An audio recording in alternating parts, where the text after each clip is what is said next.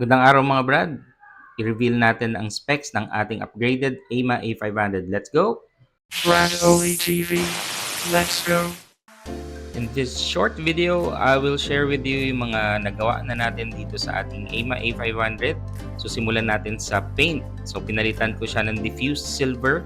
So ang gumawa po ng paint natin ay si J Paint Works dito sa Marikina. Included na rin dyan yung ating windshield visor na ginawang hydro dip na carbon look. We also installed our mini driving light na Light Fury V2. This is to give additional lighting lalo na pag night ride.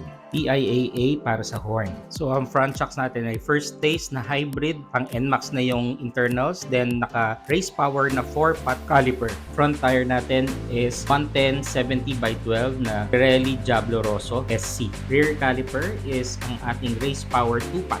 Rear tire is 120/70/12 na Pirelli Diablo Rosso scooter. Rear suspension is 320mm na dual shock. Ang mid-drive kit natin ay galing kay JRC Works. Kasama na po dyan yung swing arm, yung rim, and yung motor. May kasama na rin siyang actually pulley pero nagpalit ako ng sprocket. Ratio ko is 13:53. Ang panel naman natin ay Xiaoji TFT 3rd generation with Android Auto.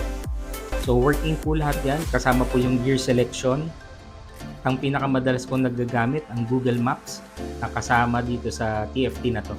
Sa master brake pump, naka-RCD, naka-domino quick throttle set, and Mutaru side mirrors. Sharing with you some data na nakuha natin using the Dragger app. Sa phase current, hindi siya nakasagad 200%, nasa 60% lang kasi 450 amperes lang yung gamit ko for the phase and 200 amperes para sa line.